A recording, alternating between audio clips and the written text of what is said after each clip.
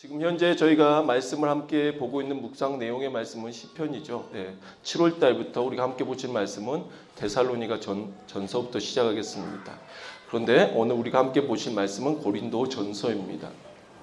요즘 날씨가 정말 너무나 덥습니다. 이걸 전라도 용어로 정말 겁나 덥다라고 표현을 하는데요. 겁나라는 뜻은 국어사전에도 등재가 되어 있어요. 많이, 정말 뭐 이렇게 크게 정말 많이 덥다라고 표현할 때 겁나라는 표현을 쓰는데요. 이걸 다른 지방에서 영동 지방에서 뭐라 그러냐면 달부라고 하더라고요. 달부 덥다라고 표현을 하고, 그 다음에 충청도 사투리는 전라도 따라한 것도 아니고 급나게 덥다라고 표현하는 것 같습니다. 오늘 요즘같이 더울 때 정말 겁나게 더운 것 같아요. 그런데 정말 진짜 맞는 의미는 뭐냐면 정말 덥다, 매우 덥다 이런 것보다 겁난다는 표현이 정말 무서울 정도로, 두려울 정도로 덥다라는 표현이 맞는 것 같습니다. 요즘에 정말 너무 그 정도로 이렇게 뜨거운 날씨에 그냥 다니다가는 우리에게 위험할 수도 있겠구나 하고 느낄 정도로 정말 그렇게 무섭게 더운 것 같습니다. 전라도에서 그 남편들이 이렇게 나갔다가 일하고 이런 날 이렇게 돌아오면 아내분들이 이런 말을 해줍니다. 아따 오늘 겁나게 수고해 불었어. 막 이런 말 하거나, 아니면 이 겁나게보다 좀 더 다른 표현이 있습니다. 아따 오늘 허벌나게 고생해 불었어. 뭐 욕봤어라 그래요. 고생했다고도 안 해요. 욕봤어. 이렇게 하죠. 욕봤다고. 무슨 욕을 받는지 모르겠지만 하여튼 덥다는 표현이 엄청 고생했다. 이 말 자체가 좀 애정이 있는 것 같아요. 하여튼 그렇게 더운 데서 고생하고 온 사람들을 알아주는 거, 좀 그 자체만으로도 상당히 우리에게는 위로가 되고 좀 시원하게 되는 것이 아닌가 생각하는데요. 오늘 말씀해 보는 고린도 교회는 이 고린도 지방에 대해서 우리가 알아야 됩니다. 지금 고린도 교회는 바울이 2년 정도 이제 선교하면서 교회를 설립한 교회입니다. 그 지역은 그리스 반도와 대륙을 연결하는 항구 도시로서 지중해 동서를 연결하는 상업과 물질적인 번영을 참 많이 누린 도시였습니다. 심한 빈부의 차이와 태폐적인 어떤 문화와 계속 발전되는 것들 사이에서 사람들이 타락해가고 있었죠. 무엇보다도 그 물질적인 번영을 너무 많이 누렸기 때문에 그런 타락이 온 것입니다. 그래서 이제 윤리적인 생활이 잘 안 되는 겁니다. 사람들이 윤리적인 문제가 생겨나기 시작했습니다. 그리고 참으로 많은 인종들이 모여 살다 보니까 그 인종들 가운데서 혼합된 그런 타락의 결과들이 나타나기 시작했는데요. 프로디테라는 우상 신전에는 창녀로서 신전에서 일하는 여자들이 1000명이나 됐습니다. 그래서 고린도 하면 음행한 사람의 대명사가 되어버렸습니다. 그런데 고린도 교회 안에도 이런 가치와 문화가 그대로 들어온 거죠. 그냥 밖에 있었던 것을 거기서 밖에서 끝나는 게 아니라 사회가 그렇게, 그 지역이 그렇게 변화되어 원래가 그랬다면 복음이 들어간 이후에도 그게 바뀌어야 되는데 그걸 죄로 인식을 못할 수가 있다는 것입니다. 그래서 그대로 들어와서 고린도 교회 안에 그런 문제가 있었습니다. 그런 문제 가운데서 바울은 사역을 하면서 하나하나 다 잡아주기를 원했지만 그 짧은 시간 동안에 다 할 수는 없었고, 바울이 고린도에서 떠나 있는 동안에는 그가 쓰면서 그 사람들에게 뭐라고 말하느냐면 이제 그런 것들에 대해서 지적을 하나씩 하고 있는 거죠. 그러면서 오늘 본문에 나오는 사람이 누구냐면요, 여러분이 잘 알아야 되는 가문입니다.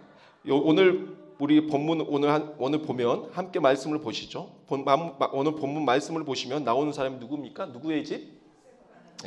스데바나의 집에서 사람들에 대해서 나옵니다. 이 사람들이 어떤 사람이라고 오늘 본문이 말해주냐면 시원하게 한 사람이다. 요즘같이 더운 날에 다른 거 다 필요 없이 그냥 시원하게 해준다는 이 자체만으로도 상당히 위로가 되는 사람입니다.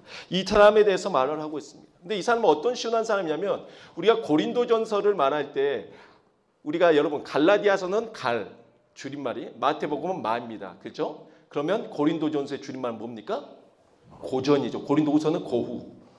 그래서 어떻게 보면 어떤 사람들이 이렇게 말을 합니다. 정말 고린도 교회는 고린도 전서처럼 고전을 면치 못한 교회였다. 이렇게 고전을 면치 못한 이 교회, 문제가 있었던 이 교회에 누군가가 시원하게 해주고 이 문제에 대해서 그래도 그 문제 있는 그 상황 속에서 누군가가 시원한 역할을 해줬던 그 사람이 있다면 이 집안이라는 거죠. 그래서 이 스데바나의 집에 이 사람들에게 오늘 바울이 인정하고 있고 잘했다라고 말합니다. 요즘 너무 더워서 웬만하면 저희 집에서 에어컨 안 틀려고 했어요. 웬만하면 안 틀고 선풍기로 버텨보려고 했습니다. 근데 자다가 자꾸 잠을 깨는 거예요. 왜 그런가 했더니 숨이 막혀가지고 너무 온도가 더우니까 숨이 막히더라고요. 그래서 번갈아가면 사모님 저 한 번씩 막 번갈아 깨다가 제가 그 에어컨 청소를 했어요. 안에 것과 실외기하고 두 개를 다 청소를 하고 에어컨을 틀었는데 어찌나 시원한지 이건 이루 말할 수가 없습니다.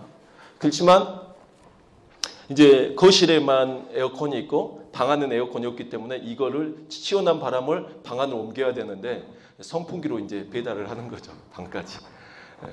그래서 그래도 그 시원한 바람 때문에 자는데 자다가 잠이 확 깼어요. 왜냐하면 이게 정한 건 아닌데 언제부턴가 갑자기 날씨가 더워지니까 침대가 더블 베드면 사모님하고 저하고 양 끝에서 이렇게 서로 자요. 양 끝에서. 짠 건 아닌데 서로 그냥 붙는 게 이렇게 되게 뜨거우니까. 자다가 확 깼는데 사모님은 몸이 뜨거운 사람이 아닌데 되게 뜨겁게 느껴지는 거예요. 다리 하나만 저한테 제 다리 위에 올렸을 뿐인데 너무 뜨거워서 제가 그냥 잠을 확 깼습니다. 원래 근데 제가 더 땀이 많고 저 더운데 이렇게 옆에서 더우니까 잠이 확 깨더라고요. 이렇게 더운 날씨에 우리가 이 사람도 좀 시원했으면 좋겠다. 뭐 이런 마음을 갖는데 여기에서 말씀에 오늘 본문에 나오는 그 말씀에서 시원한 사람이란 게 이런 온도적인 측면에서 시원한 사람이 아니라 오늘 본문이 말해주고 있는 거는 진정한 시원한 사람. 시원케 해주는 사람은 마음을 시원케 해주는 사람을 말합니다. 몸을 시원하게 해주는 사람이 아니라 마음을 시원하게 하는 거죠. 어쨌든 하여튼 너무 더워가지고 제가 프리잔 때가 되게 그래도 시원한 편이잖아요. 가스물이. 그걸 더 시원하게 먹고 싶어서 냉동고에다 넣었습니다. 한 조금만 있다 꺼냈어야 되는데 한 절반쯤 얼었을 때 꺼냈어요. 그래서 뚜껑을 딱 열었는데 난리가 났습니다. 폭발한 줄 알았어요. 폭발. 제가 해봤으니까 여러분은 하지 마시기 바랍니다. 하여튼 냉장실에다 넣어 먹어야 돼요. 정말 뭐 이렇게 뚜껑 여니까 난리가 났어요. 쫙 펴지고. 하여튼 그렇게 요즘에 더워서 이것저것 막 다 해보는데요. 이렇게 시원한 걸 요구하는 거죠. 또 오늘 본문이 말하는 거는 그런 시원함보다 더 요구하는 것이 우리가 마음을 시원케 해주는 사람.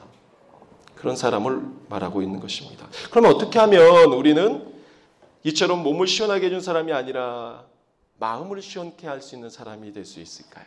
첫째, 스데바나의 집의 사람들에 대해서 말을 할 때 첫 번째 이 사람은 섬기는 사람이었다는 것입니다. 어릴 적에 진짜 더운 날에 누가 하나 움직이려 하지 않을 때 있죠. 뭐 거실에 모였는데 누가 하나 안 움직여 다 이렇게 그냥 귀찮으니까 다 이렇게 그냥 우리 시체놀이 일명 시체놀이하고 놀잖아요. 이렇게 다 누워가지고 기운 빠져갖고 있을 때 누군가가 번쩍 일어나가지고 수박에 화채를 해가지고 옵니다. 그게 누굴까요? 어머니죠. 엄마가 해요. 누가 해오겠어요? 누가 아들이 번쩍 일어나서 그거 하겠습니까? 하여튼 그렇게 해가지고 오면 엄마 희생으로 다들 시체들이 그 자리에서 갑자기 부활해서 다 자리에 다 일어서서 앉아서 다 지금 먹고 좋아지는 거죠. 누군가가 시원케 하려면 누군가는 희생하고 섬겨야 돼요. 헌신을 해야 된다는 거죠. 15절 말씀 함께 읽어보겠습니다. 형제들아, 스데바나의 집은 곧 아가의 첫 열매요 또 성도 섬기기로 작정한 줄을 너희가 아는지라 내가 너희를 권하노니 라고 나와 있습니다. 뭘로 작정했다고요? 성도를 섬기기로 작정했다고요. 여러분 이게 쉬운 말입니까? 어려운 말입니다. 사도행전 17장 34절에서요. 스데바나의 회심이 있었습니다. 바울이 아덴에 복음을 전했을 때 여기에서 이 스데바나라는 사람이 회심을 하고 아무래도 그가 집에 돌아가서 너무 기뻐서 그 집 사람들에게도 복음을 전했던 것 같습니다. 그리고 그 집 사람들도 다 예수를 믿게 되었던 것 같습니다. 그런데 여기에서 말하는 그 헬라어로는 오이키안이라는 그 단어가 나오는데 집이라는 표현입니다. 근데 이 똑같은 용어로 우리가 말하는 그 라틴어로는 파밀리아죠. 그래서 마찬가지로 가족들뿐만 아니라 여기에 뭐가 포함되냐면 노예들까지도 다 포함됩니다. 그러니까 같이 그 가족에 있는 모든 구성원들이 다 포함된다는 거예요. 이 사람들이 다 뭐 했다고요? 예수를 믿게 되었던 것 같습니다. 그래서 말을 할 때 사도 바울이 칭찬할 때 그 한 사람만 스데바나만 잘했다라고 칭찬한 게 아니라 이 사람만이 아니라 그 집 전체가 시원케 하는 사람이었다라고 표현을 하거든요. 그러니까 결국에는 이 집 전체가 섬기기로 작정한 거죠. 한 사람만의 섬김이 아니라 이 집 전체가 우리는 주를 위해서 헌신하고 섬기겠습니다. 이런 마음을 갖고 예수를 믿으니까 너무 좋아서 교회 안에서 누굴요? 성도들을 막 귀찮죠. 힘들죠. 피곤하죠. 그렇지만 우리가 섬기겠습니다. 무슨 일이 있으면 제가 하겠습니다. 그래서 이 가정은 아예 마음에 뭘 했다고요? 섬기기로 작정을 했다라고 15절 말씀에 나와 있습니다. 이게 정말 귀한 일입니다. 근데 성경학자들은 그러면은 이 사람들이 섬기기로 작정한 것이 무엇일까? 물질이었을까라고 말하지만 물질보다는 좀 더 구체적인 사항들입니다. 이들이 섬기기로 했던 것은 아마 병든 자나 가난한 자들을 돕는 일, 또한 자기 집을 집회 장소로 내어놓는 일 등등을 했을 것이라고 이제 성경학자들은 말합니다. 그래서 여기서 작정한 주를이라는 의미는 뭐라고 말하냐면 스스로 준비시켰다라는 의미로 스데바나의 가정이 누가 시켜서가 아니라 자원해서 스스로 자기들이 마음을 먹고 우리가 이렇게 섬깁시다 이런 마음을 가진 것입니다. 그러니까 자발적인 봉사란 거죠. 이 사실은 또한 그들이 교회에서 특별하게 섬기는 직무로 선출되었다고 말하지 않습니다. 이제 신앙생활 이제 시작했는데 무슨 교회 안에서 무슨 직분이 있겠습니까? 아무것도 없죠. 근데 이 집이 교회에서 열심히 했다는 겁니다. 이제 교회가 생겨났습니다. 그러니까 어떻게 보면 개척 멤버이기도 하죠. 그러면서 초신자인 겁니다. 그러나 이들이 마음에 갖기를 우리는 이 교회를 해서 우리 가족이 섬기기로 작정하자라고 했다는 거죠. 얼마나 크고 귀한 일입니까? 근데 이런 자발적인 섬김을 오늘 말씀 뒷부분에 보면 성도 섬기기로 작정한 줄을 너희가 아는지라라고 바울은 이야기합니다. 도대체 어떻게 섬겨야 모든 사람이 이 사람들이 섬긴 것을 알 수가 있을까요? 그러려면 여러분 어떻게 아느냐면 한 번씩 그 섬김을 다 받아봐야 안다는 겁니다. 그렇죠? 그러니까 바울이 이런 말을 했을 때 너희가 다 안다. 이 가족이 얼마나 교회에서 헌신봉사 충성했는데 너희가 알지 않냐 했을 때 우리 모르는데 이렇게 된다면 섬김을 안 받은 거예요. 근데 이 사람들에게 이렇게 바울이 자신 있게 말했다는 거는 이 중에서 섬김 안 받아본 사람이 누가 있냐? 너희도 다 알지 않냐? 라고 말을 할 정도로 이 정도로 섬김을 했다라는 거죠. 어렸을 적에 그 아버지 친구분이 그러니까 너무 귀한 음식 제가 평생 먹고 살아라고 하면 제가 살겠다라는 그 음식이 있었어요. 제가 너무 먹고 싶어서 제가 약 한이 정도 됐을 때 저는 평생 커서 나는 그 쥐포하고 바카스만 먹고 살아야겠다라는 이런 마음을 그러니까 바카스가 어찌나 맛있든지 근데 바카스가 너무 고가의 그 상품이어서 바카스가 근데 그래서 꿈을 바꿨죠. 그때 꿈을 안 바꿨어야 되는데 바꿨어요. 수정을 했으면 요구르트로 바꿨어요. 요구르트로 바꿨는데 바카스는 하여튼 그렇게 귀한 음식이 저에게는 드링크였는데 아버지 친구분이 오실 때마다 바카스 한 박스를 이렇게 딱 갖고 와서 주시고 아버지 있냐고 아버지 안 계셨는데 바카스 딱 두고 가시고 이분이 뭐 한 2주 걸려서 어쩔 때는 또 와서 한 박스 주고 가시더라고요. 거의 한 달 동안 이렇게. 너무 제가 생각할 때 이분 너무 훌륭하시고 너무 좋으신 분이고 그런 생각이 들었습니다. 이분의 섬김은 정말 대단했었던 걸로 생각이 들어요. 근데 이분이 한 달 딱 지나고 나서 안 왔어요. 알고 봤더니 어디엔가 당선이 되셨고 그 이후로 알고 봤더니 동네 모든 사람들이 바카스보다 더한 것도 많이 받았더라고요. 하여튼 어찌됐든 그 순간에 그 당시 그 짧았던 기간이지만 그 모든 동네 사람들 그분의 섬김을 다 인정했던 겁니다. 이런 사람이면 이렇게 섬길 줄 아는 사람이면 당선돼서 더 잘하겠구나 하고 뽑아놓은 거죠. 그러나 그 섬김은 짧았고 그분이 다시 바카스를 들고 돌아다녔을 때는 4년 후부터 다시 바카스를 들고 다니셨습니다. 하여튼 이런 짧은 섬김 그리고 뭔가를 원해서 한 게 아니고 뭔가를 바라면서 한 게 아니고 이 스데바나의 집의 사람들은 자발적으로 그리고 잠깐 섬기고 마는 게 아니라 사람 보고 섬긴 게 아니라 하나님을 보면서 했기 때문에 끝까지 계속 지속적으로 섬길 수 있다는 것입니다. 왜냐하면 사람을 보고 섬기면은 우리에게 어떤 현상이 나타나냐면 잠깐만 섬기게 돼요. 그 사람 있을 때까지만 그 사람 눈치 보면서 하게 돼요. 그러나 하나님을 보고 한 사람은 사람의 눈치를 보지 않고 사람이 마음에 상처를 준다 할지라도 끝까지 끊임없이 섬길 수 있는 것입니다. 그래서 여기에서 제가 말하는 게 그 아저씨같이 스데반의 집 사람들이 섬겼다는 게 아니라 반대로 오히려 이들은 꾸준히 섬겼다라는 것입니다. 16절 말씀 함께 보겠습니다. 이 같은 사람들과 함께 일하며 수고하는 모든 사람들에게 순종하라라고 말합니다. 여러분, 교회 안에 섬기다 보면 모두가 그러면 저 사람들 정말 훌륭하다, 저 사람들 너무 마음에 든다 이렇게 될까요? 아니요. 교회뿐만 아니라 어디서나 마찬가지입니다. 시기하는 사람들은 분명히 있을 수 있습니다. 그리고 모두가 다 긍정 세력은 아닐 수 있죠. 안티는 어디에나 있을 수 있습니다. 그래서 안티적으로 스데반아, 쟤네들 신앙생활한 지 얼마나 됐다고 이렇게 나서 그럴 수 있었다는 겁니다. 당시에는 왜 더 그럴 수 있었냐면 유대교에서 회심해서 돌아온 사람도 있었는데 아직도 유대교 사상을 가지고 있었고 이 사람들은 자신들의 행위로서 뭔가를 인정받으려고 했던 사람들인데 자신들보다 더 열심히 누군가가 교회에서 인정받고 사람들에게 섬김으로써 인정받는 것 자체가 좀 불편했을 것입니다. 그래서 그들의 그 섬기는 것에 대해서 되게 안티적으로 나갔을 수도 있다는 것입니다. 그렇기 때문에 16절에서는 바울이 이렇게 말하는 거죠.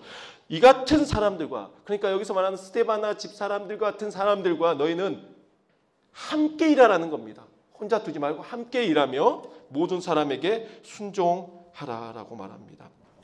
이번 주에 제가 이제 보고가 아니라 제가 학원 갔다 와서 볼 때마다 우리 여집사님들이 와서 막 이렇게 이 전주에 계속 봉사하고 수고했습니다. 아동 도서 때문에 나서서 오셔서 뭐 번호도 작업도 하고 함께 붙이기도 하고 이렇게 함께 일하라는 거죠.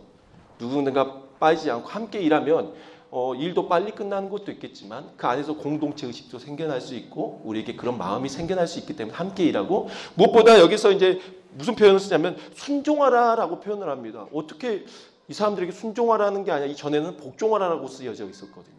어떻게 이렇게 강한 표현을 쓸 수가 있을까라고 말하는데 그렇지만 이 단어를 사용함으로써 교회 안에서 그리스도를 본받아 정직하게 봉사하는 사람들을 하나님께서 얼마나 기뻐하시고 채워주시는지 우리는 생각해 보아야 한다는 것입니다. 이렇게 순종하라 복종하라고 말하면서 하나님께서 이렇게 섬기는 것 자체를 좋아하시는구나. 우리도 이렇게 섬겨야겠다라는 이런 마음을 갖게 하는 것이지 그 사람들에게 절대 복종해라라는 의미는 아닌 것입니다. 무척이나 하나님께서는 섬기는 걸 좋아하시는데 그냥 그 교회 안에서 누가 특정 인물만 막 일하는 것보다 함께 일하면 좋겠다라는 하나님의 생각이신 것이죠. 그래서 작은 일이지만 함께 공동체가 도와서 누군가는 더 많은 일을 할 수 있습니다. 그건 당연한 겁니다. 그 어떤 사람은 더 그 일에 대해서 더 재능이 있을 수 있습니다. 그러나 다들 관심을 갖고 조금씩 함께 하라는 하나님의 가르침인 것입니다. 두 번째는 그러면 어떻게 하면 또 시원하게 할 수 있는 사람인가, 시원케 할 수 있을까? 둘째는 부족한 것을 채워주는 사람입니다. 너희의 부족한 것에 대해서 단어가 헬라어로 히스테레마라고 합니다. 적은 재산을 가리키기도 하고 물질적 궁핍을 의미하기도 합니다. 또한 믿음의 교훈이 부족하다는 것과 사랑을 나눔이 부족하다는 것을 의미하기도 합니다. 그러나 본질적인 내용은 물질적인 것보다 이 사랑, 이런 내면애가 있다라는 것이죠. 이처럼 이들은 뭘 했다고요? 시원케 하기 위해서 부족한 것을 채웠다고요. 교회 안에서 딱 보고 이거 부족하네? 딱 채워놓고. 옛날엔 정말 그랬습니다. 예전에 옛날 분들이 교회 다닐 때는 교회가 항아리가 있었고 교회에다가 성미 같은 거를 갖다가 놓기도 하고 또 이제 그 목사님 댁에 옛날에 다들 이제 특별하게 정말 옛날에는 사례비가 따로 없기 때문에 뭐 사례비가 쌀이죠. 사례비가 쌀이고 어느 날 집에서 닭이 알랐다고 계란 갖다 주니 그게 엄청 큰 거고 달걀을 어디서 먹어봐요? 그리고 뭐 어떤 뭐 밭에서 채소를 따가지고 와가지고 갖다 놓고 가고 모르게 와서 목사님네 사택에 좀 쌀이 비어 있으면 거기다가 저희 집 쌀 주란 말 아닙니다 지금 저희 집에다 쌀 부어 놓고 가라는 말 아니에요. 예전에는 그렇게 섬겼다. 그러니까 부족한 것을 보고 채워 넣었다라는 거죠. 마찬가지로 교회 안에서 뭔가 부족하거나 교회 의자가 옛날에는 막 삐걱삐걱하고 그러면 와서 딱 보고 고쳐놓고 다 이렇게 부족한 부분을 채워넣고 섬겼다는 겁니다. 지금도 마찬가지지만 옛날에는 더 섬길 게 많았으면 많았지 섬길 게 없어. 할 일이 없네. 이러지는 않았다는 것입니다. 뭐 사람들이 그러나 더 중요한 거는 그 의자, 뭐 청소 이런 것보다 더 중요한 거는요. 교회 안에서 아픈 사람, 병든 사람 이런 사람들에게 다 관심을 갖고 이런 사람들에게 사랑을 보이고 섬겼고 특히 이제 시골 분들 같은 경우는 더 그런 분들 많아요. 교회가 엘리베이터는 설치는 못하게 돼 있습니다. 그러다 보니까 걸로 올라오기가 힘드니까 이런 분들은 부축해서 누군가는 도와서 교회로 2층 건물이면 올라오실 수 있도록 도와주는 것. 뭐 이런 섬김들, 하여간 작고 큰 여러 섬김들이 되게 많이 있지 않습니까? 이런 것들 딱 보고 나서 부족한 것을 보고 즉각 움직여서 그 부족한 것을 채웠다라는 것이죠. 우리에게도 그런 게 필요한 것입니다. 그래서 근데 오늘 바울이 그러면 너희가 부족한 것을 채웠다. 나는 내 마음이 시원케 됐다라고 말을 했을 때 바울은 도대체 이런 것을 왜 어떻게 느꼈을까 생각해 보면 당시에는 이 스마트폰이 없잖아요. 답답하잖아요. 바울은 지금 다른 곳에서도 막 사역을 해야 되는데 고린도 교회에 문제가 생겼어요. 근데 가서 해야 되는데 본인이 못 하잖아요. 당시에 가장 그 시원함을 느끼게 해줬던 것들 그리고 필요한 부분에서 공급해줬고 부족한 걸 채웠던 그 일이 무엇이냐면 내가 갈 수 없는 곳에 나 대신 가서 소식을 전해주는 사람. 전쟁 났을 때 뭐 우리 뭐 마라톤 같이 뛰어가지고 가가지고 전달해. 이 소식 전하는 사람들 천사라고 표현을 합니다. 성경에서 오히려. 왜냐하면 소식을 전하는 사람들. 기쁨 복음을 전하듯이. 마찬가지로 뭔가를 전해준다는 거. 스마트폰을 안 하고 딱 말을 했을 때 즉각 뛰어가서 갔다 오고 얼마나 시원케 하겠습니까? 만약 여러분의 자녀들 중에서 이런 자녀가 엄마가 콩나물이 필요한데 콩나물이 없다 그러면 즉각 뛰어가서 콩나물 사다 주면 얼마나 마음이 시원하겠습니까? 네, 그죠? 엄마가 막 된장국을 끓였는데 보니까 두부가 없네. 두부가 필요한데 엄마 제가 갔다 오겠습니다. 잘 듣고 있지? 듣고 들으라고 하는 소리야 목사님이. 딱 돌려서 말 안 하고 여기 몇 분 있어요. 딱 들어야 할 분들 그럴 때는 얼른 들으세요. 네. 그래서 누가 나를 위해서 가서 누가 나를 위해서 두부를 사다 줄까요? 주님 내가 여기 있사오니 하니까 어머니 제가 여기 있사오니 나를 보내셔서 즉각 딱 뛰어갔다 오면 얼마나 마음이 확 시원해지겠습니까? 네. 전혀 마음이 안 와닿죠? 애들이 너무 어려가지고 네. 아주 어려가지고 그럴 일이 없으니까 네. 마찬가지로 뭔가 부족한 것을 보였을 때 그 일을 즉각 해주면 우리 마음이 시원케 된다는 것입니다. 잠언 22장 25절 말씀에 이렇게 나와 있습니다. 먼 땅에서 오는 좋은 기별은 목마른 사람에게 냉수와 같다. 뭐라고요? 먼 사람에게. 그러니까 멀리서 온 이 좋은 기별이 목마른 사람에게 뭐와 같다고요? 냉수와 같다라고 말합니다. 이쪽을 봐주시기 바랍니다. 항상 이쪽으로 가면 절로 가는데 좋은 소식은 이처럼 시원한 냉수와 같다고 말합니다. 이처럼 스데바나와 부도나도와 아가이고는 바울이 무엇을 원하는지 더 나아가 하나님께서 자신들을 통해 바울 사도의 영광스러운 사역을 위해 어떤 부족한 부분을 채우기를 원하시는지 기도하며 깨닫고 순종하는 마음으로 채웠을 것이라는 것입니다. 그래서 시원한 사람은 세 번째 어떤 사람인지 아닙니까? 마음을 살피는 사람입니다. 무슨 사람이라고? 마음을 살피는. 첫 번째는 섬기는 사람이라고 했습니다. 두 번째는 부족한 것을 채워주는 사람이라고 했습니다. 세 번째는 미리 마음을 살피는 사람이라는 거예요. 눈치가 정말 섬김의 눈치가 빠른 거죠. 18절 함께 읽어보겠습니다. 그들이 나와 너희 마음을 시원케 하였으니 그러므로 너희는 이런 사람들을 알아주라. 본절은 스데바나와 부드나도와 아가이고가 바울이 아쉬워하고 있는 것을 어떻게 보충해 주었는지를 설명해 줍니다. 그들은 바울에게 고린도 교회인들의 형편과 사정을 전해줌으로써 바울의 마음의 걱정을 덜어주었다는 것이죠. 바울이 시원하다라는 표현을 썼을 때 여러분 이런 표현 시원하다라는 표현을 겨울에 쓰지는 않죠.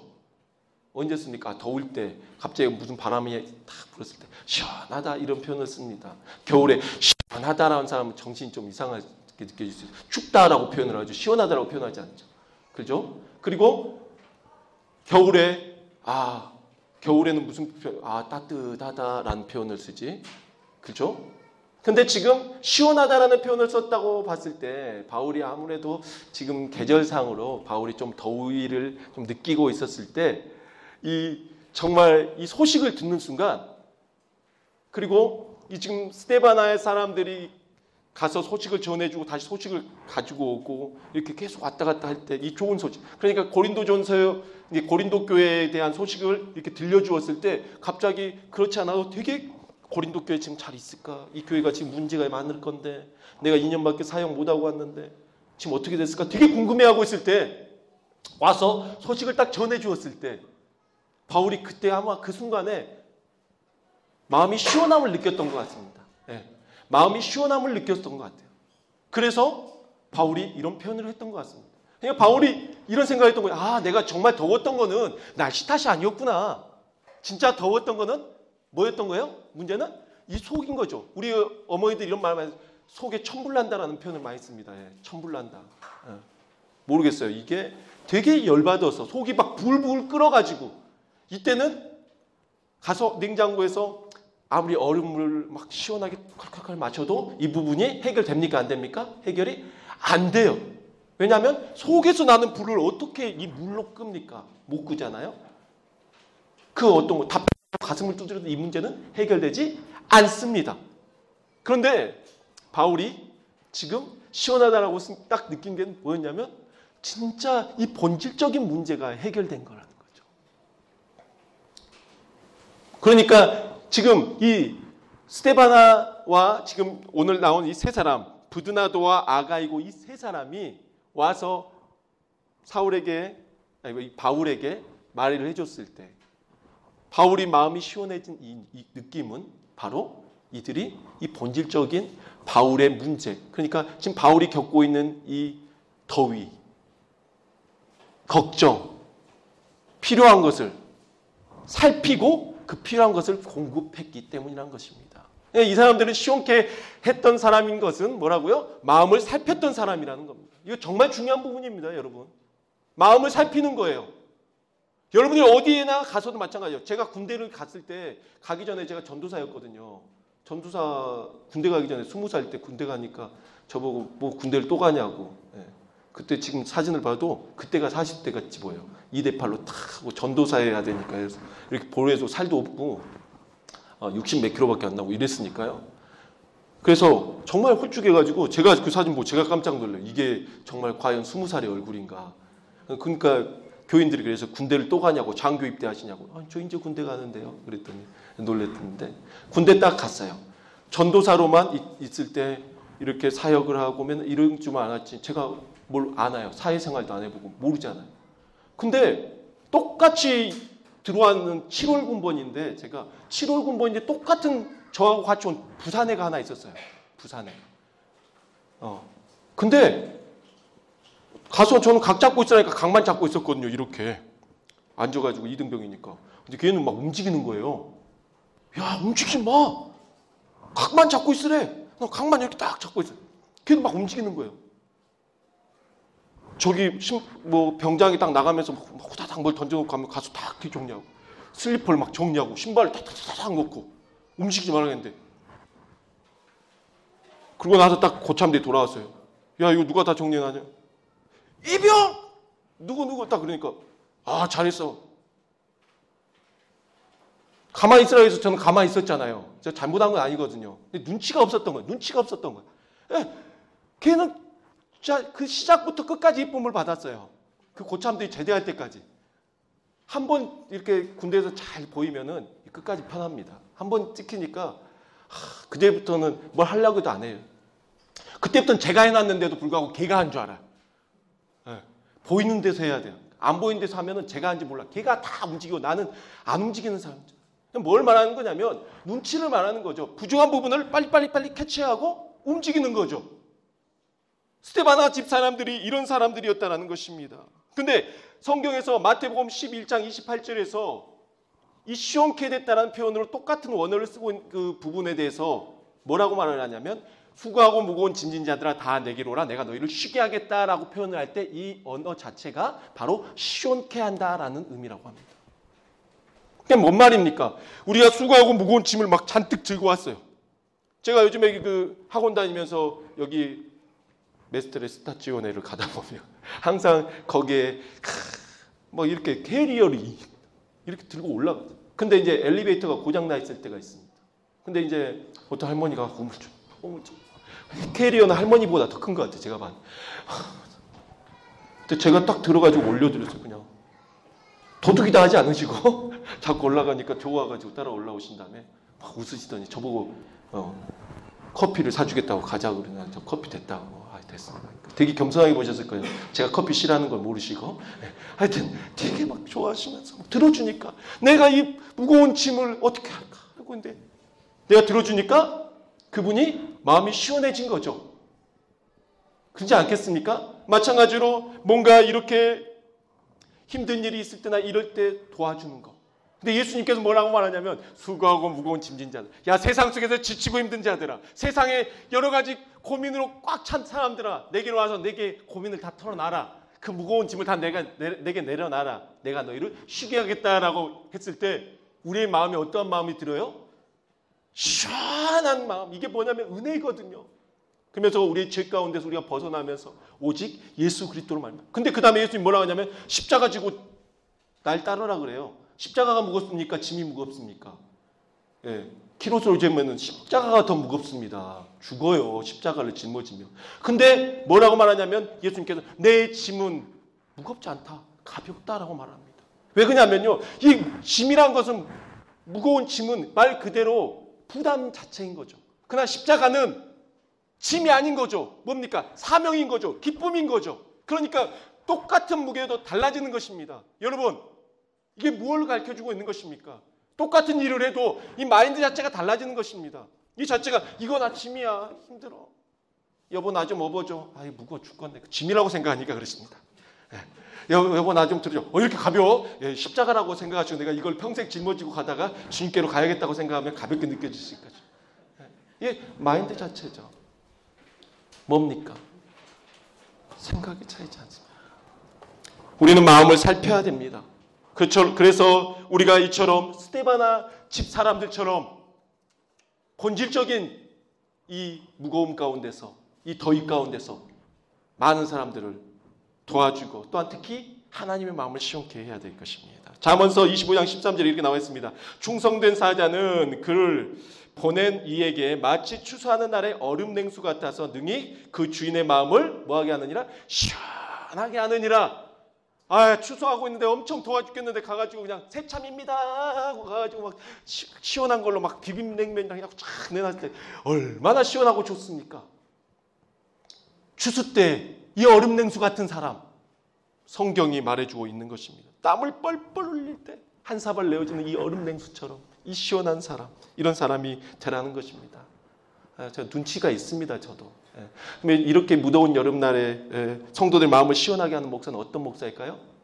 설교를 짧게 하는 목사여야 되는데 죄송합니다. 제가 눈치가 없어가지고 내가 눈치를 살펴야 되는데 여러분의 마음을 못 살피고 있어요. 결론입니다. 사랑하는 성도 여러분, 요즘 날씨 정말 덥습니다. 그러나 우리가 살아가며 부딪히는 여러 가지 복잡한 문제는 더욱 뜨겁고 더울 때가 많습니다. 이럴 때 우리 크리스천들은 우리의 내적인 열기조차 해결하지 못해서 우리 안에서 그냥 막 사우나 안에 들어와 있는 것처럼 속에서 열기를 막 뿜어내는 사람들이 아니라 예수 그리스도를 통하여 얻어지는 참된 평안함 가운데 스데바나 집 사람들처럼 섬김으로써 부족함을 채워줌으로써 마음을 살펴 이해해 줌으로써 마음의 더위를 한 방에 날리는 시원한 성도님들이 되시기를 축복합니다. 기도하겠습니다.